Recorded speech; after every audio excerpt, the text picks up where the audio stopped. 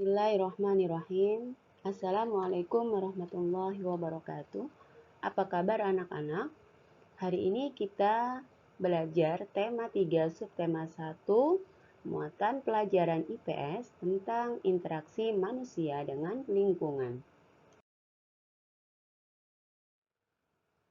Tahukah kalian bahwa manusia adalah makhluk sosial?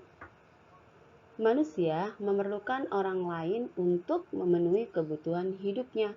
Oleh karena itu, manusia disebut sebagai makhluk sosial. Di dalam kehidupan sosial, setiap manusia saling berinteraksi satu sama lain dan terciptalah interaksi sosial. Apa ya interaksi sosial itu?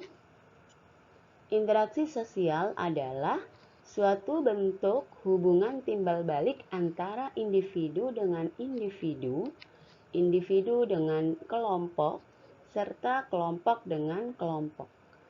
Interaksi sosial dapat terjadi di mana saja seperti di rumah, di sekolah, di lingkungan masyarakat, pasar, atau tempat ibadah.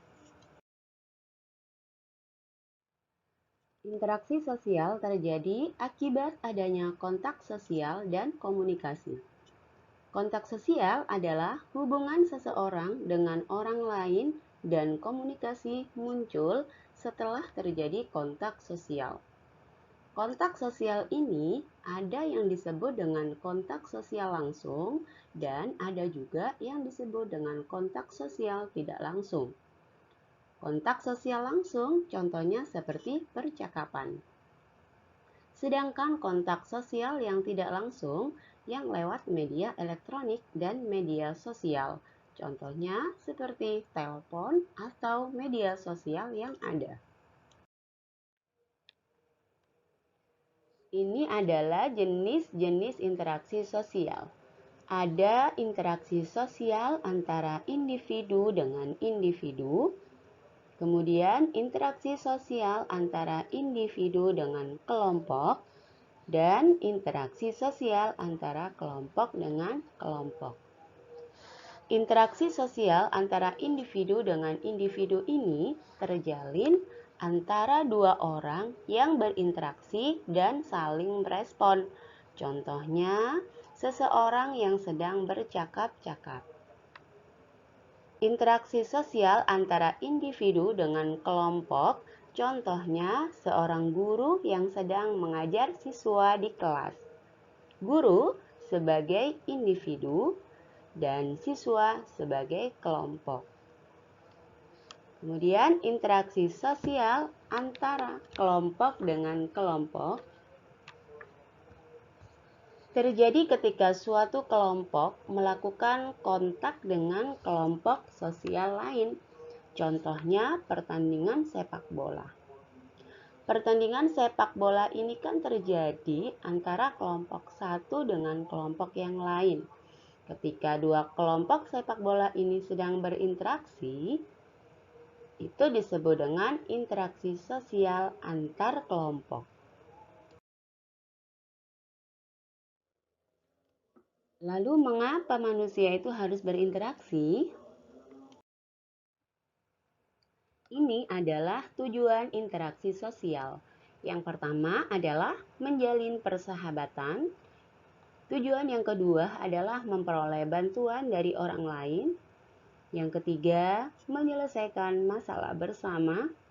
Yang keempat, melaksanakan kerjasama yang saling menguntungkan. Dan yang kelima adalah merundingkan suatu masalah yang timbul. Manusia tidak hanya berinteraksi dengan sesama manusia, tetapi juga dengan lingkungan sekitarnya. Interaksi ini disebut dengan interaksi dengan lingkungan hidup. Ingat ya, interaksi antara manusia dengan lingkungan sekitarnya disebut dengan interaksi dengan lingkungan hidup.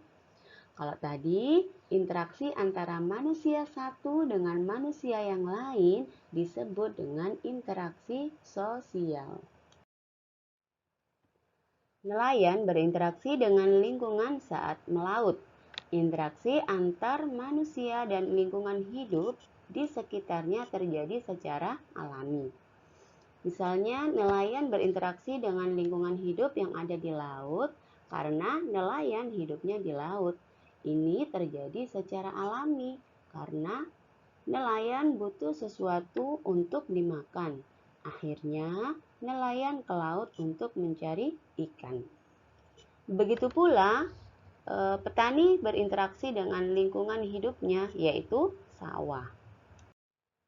Interaksi manusia dengan lingkungan harus berjalan harmonis. Dalam memanfaatkan alam, manusia harus bijaksana. Jika manusia tidak bijaksana dalam memanfaatkan alam, maka mengakibatkan lingkungan rusak dan mengakibatkan bencana alam. Sampai di sini dulu pembelajaran kita hari ini. Sampai bertemu kembali di pembelajaran berikutnya. Terima kasih. Wassalamualaikum warahmatullahi wabarakatuh.